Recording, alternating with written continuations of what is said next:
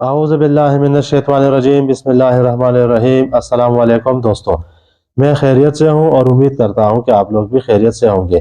میں آج آپ لوگوں کی خدمت میں پیر صاحب کا جو بیان لے کر آیا ہوں اس کا عنوان ہے فناء قلبی کا حاصل کرنا۔ اس میں پیر صاحب ہمیں فناء قلبی کے بارے میں بیان فرمائیں گے، تو چلیے آئیے سنتے ہیں۔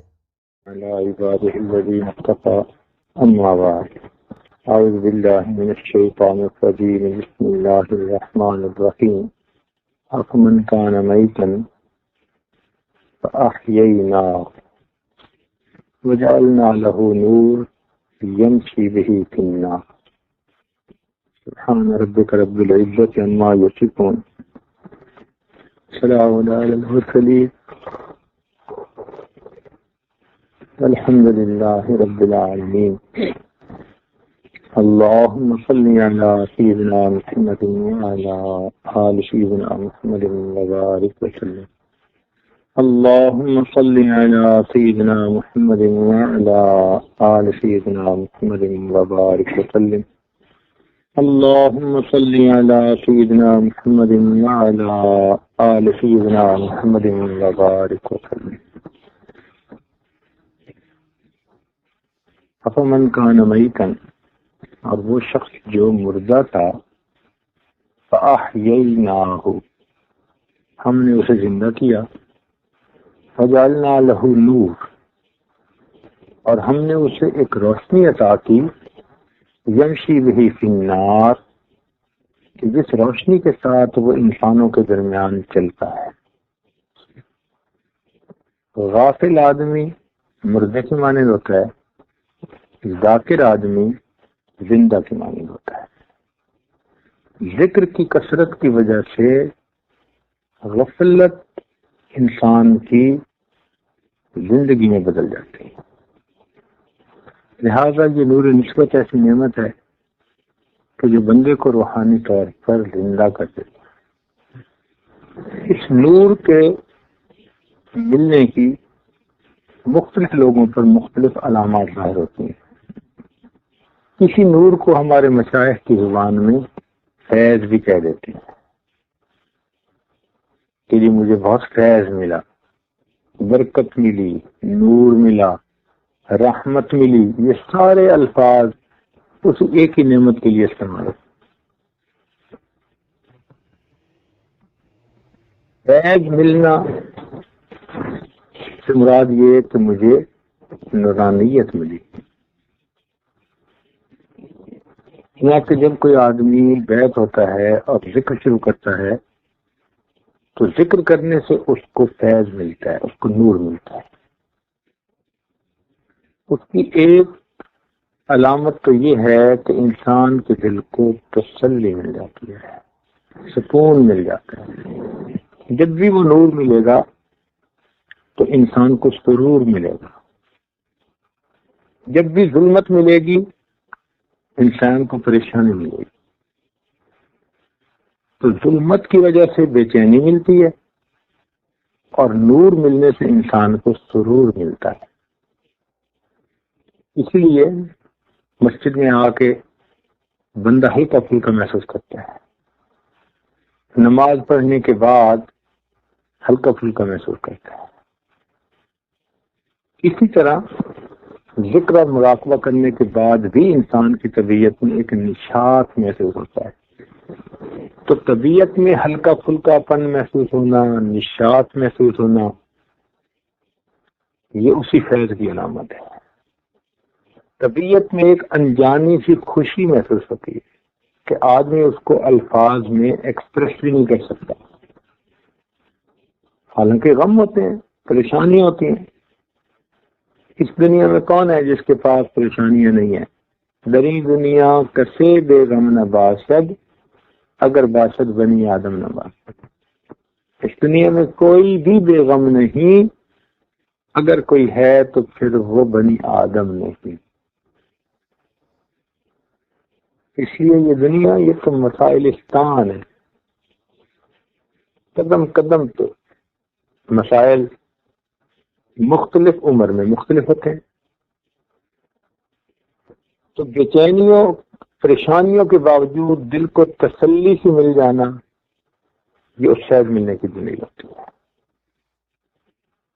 بعض اوقات اس بندے کو اچھے اچھے خواب محسوس ہوتے ہیں، اولیاء اللہ کی زیارتیں ہوتی ہیں، نبی اسلام کی زیارت ہوتی ہے، حتیٰ کہ اللہ تعالیٰ کی بھی زیارت خواب میں ہو سکتی ہے۔ یہ تمام علامتیں ہیں کہ اس شخص کو نور مل رہا ہے، فیض مل رہا ہے۔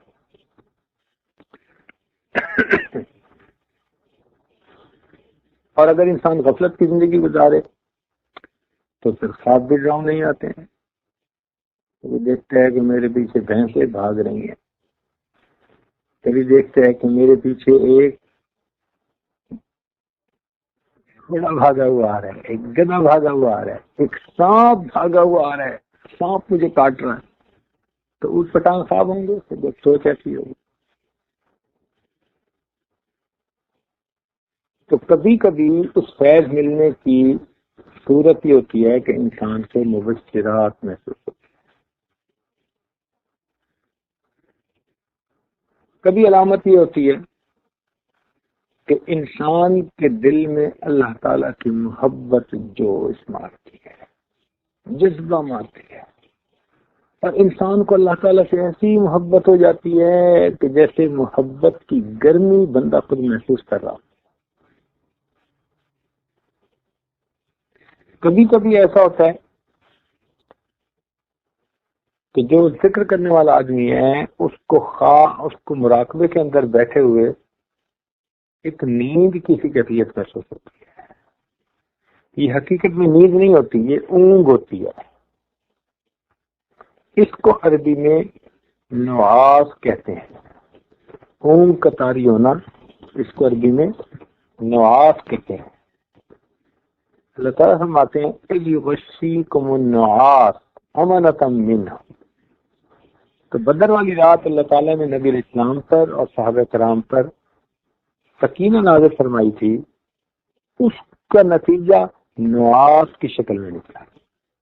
چنانچہ اللہ تعالیٰ فرماتے ہیں فَأَنزَلَ اللَّهُ سَكِينَتَهُ عَلَى رَسُولِهِ وَعَلَى الْمُؤْمِنِينَ۔ اللہ تعالیٰ نے اپنے رسول صلی اللہ علیہ وسلم پر اور ایمان والوں پر سکینہ نازل کر دی۔ یہ سکینہ ایک رحمت ہوتی ہے۔ چنانچہ حدیث پاک میں بھی آتا ہے کہ جو لوگ اللہ کا ذکر کرتے ہیں نزلت علیہم السکینہ، ان پر سکینہ نازل ہو جاتی ہے۔ تو یہ سکینہ رحمت جو نازل ہوتی ہے تو اس کا ایک علامت یہ بھی ہوتی ہے کہ انسان کا دل ایسا اثر محسوس کرتا ہے کہ بندے کو غنودگی سی کی کیفیت ہو جاتی ہے۔ وہ نیند نہیں ہوتی، لیکن عام آدمی سے فرق نہیں کر سکتا، تو وہ سمجھتا ہے کہ یہ مجھے نیند آئی، میں سو گیا۔ حالانکہ نیند اور چیز ہے، غنودگی جو رحمت کی وجہ سے ہوتی ہے وہ اور چیز ہے۔ یہ خمار ہوتا ہے، یوں سمجھ لیں جیسے ایک آدمی نے کوئی نشہ والا دوائی کھا لی، تو اس نشے والی دوائی کے کھانے سے اس کے خمار ہوتا ہے۔ اب یہ نہیں کہ کوئی اس کو بدنی طور پہ نیند آ رہی ہے، نہیں، بدن کا تقاضا نہیں ہے نیند، دوائی کی وجہ سے اس کا دماغ ایک ایسی کنڈیشن میں ہے۔ اسی طرح اس رحمت کی وجہ سے انسان کا دماغ ایک ایسی کنڈیشن میں آ جاتا ہے، خمار سا ہوتا ہے۔ اس لیے کہتے ہیں کہ مراقبے میں انسان اللہ تعالیٰ کی رحمت توجہ رہے، اگر نیند بھی آ جائے تو اس سے ڈرنا گھبرانا نہیں چاہیے۔ اس کی وجہ یہ ہے کہ مثال ایک آدمی کسی سخی کے دروازے پر فجر کے بعد آ بیٹھے اور ظہر تک بیٹھے رہے، بھلے درمیان میں 1-2 گھنٹے اس کو نیند آئی تو وہیں بیٹھا بیٹھا سویا بھی رہا، تو جب بھی مالک نکل کے پوچھے گا نا اس کے بارے میں کہ یہ کب آیا، تو بتانے والے 2 گھنٹے نکال کے بتائیں گے، یہ کہیں گے نہیں فجر کے بعد آ گیا تھا۔ تو جس طرح بتانے والے کہیں گے جی کہ فجر کے بعد آ گیا تھا، اور اس کے سونے کا ٹائم اسی انتظار میں شامل، اسی طرح جو مراقبے میں ایک دفعہ بیٹھ گیا، اب اگر درمیان میں اس کو نیند بھی آ گئی تو وہ اسی مراقبے میں شامل ہے۔ پھر آج کل تو یہ بات سمجھنی اور بھی آسان ہو گئی، دیکھیں سیل فون ہے نا، اس کو آپ چارجر پہ لگا دیں تو برابر ہے، اسکرین آن ہو پھر بھی چارجنگ ہوتی رہتی ہے، اور اسکرین آف ہو جائے کبھی چارجنگ ہوتی رہتی ہے، چارجنگ میں فرق نہیں آتا. تو بس یوں سمجھیں کہ مراقبے میں انسان کی اسکرین آن ہوگی تو بھی فیض ملتا رہے گا، اور کسی وقت اسکرین آف بھی ہو جائے تو بھی چارجنگ ہوتی رہتی ہے. تو یہ کہ کنیکشن جو جوڑا ہوا تھا. تو بعض لوگوں کو پھر یہ کیفیت محسوس ہوتی ہے. بعض لوگوں کو اس فیض ملنے کی کیفیت یوں محسوس ہوتی ہے کہ ان کا دل آخرت کی طرف نا زیادہ توجہ کرتا ہے، زیادہ آخرت کی طرف، قبر، حشر، جنت، اس کو یاد کرتے رہتے ہیں. تو یہ مختلف صورتیں ہیں فیض ملنے کی. جب فیض مل جاتا ہے تو پھر انسان کا دل موم ہو جاتا ہے. انسان کا دل اللہ تعالیٰ کی محبت سے لبریز ہو جاتا ہے، اللہ تعالیٰ کی یاد میں بھر جاتا ہے مومن کا دل. اب اس دل پر اثرات کیا ہوتے ہیں اس فیض کے؟ اگر انسان کچھ عرصہ ذکر کرتا رہے تو ایک وقت آتا ہے کہ اس کا دل جاری ہو جاتا ہے. دل جاری ہونے کا کیا مطلب ہے؟ دل جاری ہونے کے کئی مطالب ہیں. ایک مطلب تو یہ ہوتا ہے کہ انسان کو اپنے دل میں ایک حرکت محسوس ہوتی ہے. جیسے انسان بیٹھا ہو تو کبھی کبھی اس کا مسل جو ہے وہ پھڑکنا شروع کر دیتا ہے، تو اس کو اپنے جسم میں ایک حرکت فیل ہوتی ہے مسل کی. اسی طرح یوں سمجھیے کہ ذکر کے کرنے سے انسان کے دل کا مسل حرکت میں آ جاتا ہے. چنانچہ انسان کو اپنے دل میں اللہ اللہ اللہ اللہ کا دھیان محسوس ہونا شروع ہوتا ہے. ایک ہے پلپیٹیشن آف ہارٹ جو عام ہے دل کا دھڑکنا، اور ایک ہے قلب کا جاری ہونا. ان دونوں میں فرق ہے. دل کا دھڑکنا تو 70-80 مرتبہ ایک منٹ کے اندر پمپنگ آف بلڈ ہے، لیکن جو ذکر ہے وہ کوئی اور چیز ہے. وہ ذکر جو ہے وہ اس پلپیٹیشن آف ہارٹ سے 2-3 گنا زیادہ تیز رفتاری کے ساتھ ہو رہا ہوتا ہے. اس کو جو ہے، اور وہ ایسی جیسی میٹھی میٹھی انسان کو گدگدی محسوس ہوتی ہے، ایسے ہی انسان کو اپنے سینے میں میٹھی میٹھی گدگدی محسوس ہوتی ہے.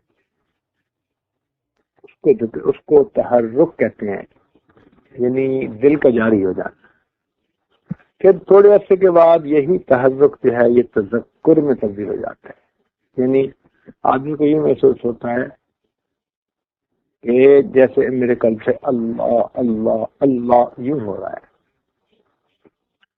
بعض حضرات نے کہا کہ دل کے جاری ہونے سے مراد یہ ہے کہ دل کا حکم انسان کے پورے جسم کے اعضاء پر جاری ہو جائے. اس کو تحرک کہتے ہیں کہ انسان کے جو اعضاء ہیں وہ دل کے تحت آ جائیں. اور بعض بزرگوں نے کہا کہ نہیں، دل جاری ہونے سے مراد یہ ہے کہ اللہ کا حکم یعنی شریعت کا حکم انسان کے جسم پر جب جاری ہو جاتا ہے تو یہ سمجھ لو کہ اس کا دل جاری ہو جاتا ہے. تو یہی بہترین جو ہے نا اس کی تعریف ہے کہ جو بندہ سمجھے کہ میرا دل جاری ہو گیا تو وہ یہ دیکھے کہ اللہ کا حکم میرے بدن پر جاری ہوا ہے یا نہیں ہوا. اگر اللہ تعالیٰ کا حکم جاری ہوا تو فبیا، اگر جاری نہیں ہوا تو پھر اس ذکر کو کیا کرنا ہے کہ جس میں انسان کو اتباع سنت نصیب نہیں ہوئی. تو اس لیے یہ سب نعمتیں انسان کو مراقبے سے ملتی ہیں. کوشش یہ کرنی چاہیے کہ اللہ تعالیٰ کا ذکر کثرت کے ساتھ کریں تاکہ اللہ تعالیٰ اپنی نعمتوں میں سے حصہ نصیب کرے. اللہ تعالیٰ ہمارے دلوں کو جاری فرمائے. کیونکہ ایک دفعہ جب دل جاری ہو جاتا ہے نا تو اس سے وہ لطف اور لذت ملتی ہے کہ انسان اس کو چھوڑنا بھی چاہے تو چھوڑ نہیں سکتا. اس پوائنٹ پر کہتے ہیں کہ یہ پوائنٹ آف نو ریٹرن. اس کو ہمارے مشائخ نے کہا الفانی لا یرد، کہ فانی کبھی بھی واپس نہیں لوٹتا. اب کچھ لوگوں نے اعتراض کیا کہ یہ فانی واپس کیسے نہیں لوٹ سکتا؟ تو انہوں نے جواب دیا جی کہ یہ بتاؤ کہ ایک پھل پکنے کے بعد پھر کچا ہو سکتا ہے؟ کہ نہیں۔ ان کا اچھا ایک اور مثال دو کہ ایک بچہ بالغ ہونے کے بعد نابالغ ہو سکتا ہے؟ کہ نہیں۔ ان کا بالکل اسی طرح کہ جو اللہ تعالیٰ نے بندے کو نعمت عطا فرمائی، اس نعمت کی وجہ سے وہ گناہوں سے اس طرح بچ جاتا ہے کہ اب نیچے گرنے کا اس کا سوال ہی ختم ہو جاتا ہے۔ اس کو فناء قلبی کہتے ہیں، اور اللہ تعالیٰ سے دعا مانگنی چاہیے کہ اللہ تعالیٰ ہمیں فناء قلبی عطا فرمائے۔ تو جی دوستو، جیسا کہ آپ لوگوں نے فناء قلبی کے بارے میں سنا، اس میں پیر صاحب نے ہمیں فناء قلبی کے بارے میں بیان فرمایا۔ امید کرتا ہوں کہ آپ لوگوں کو آج کا یہ بیان پسند آیا ہوگا، اور انشاءاللہ میں کوشش کروں گا کہ آپ لوگوں کی خدمت میں ایک اور بیان لے کر آؤں۔ تب تک کے لیے مجھے اجازت دیجیے گا۔ اللہ حافظ۔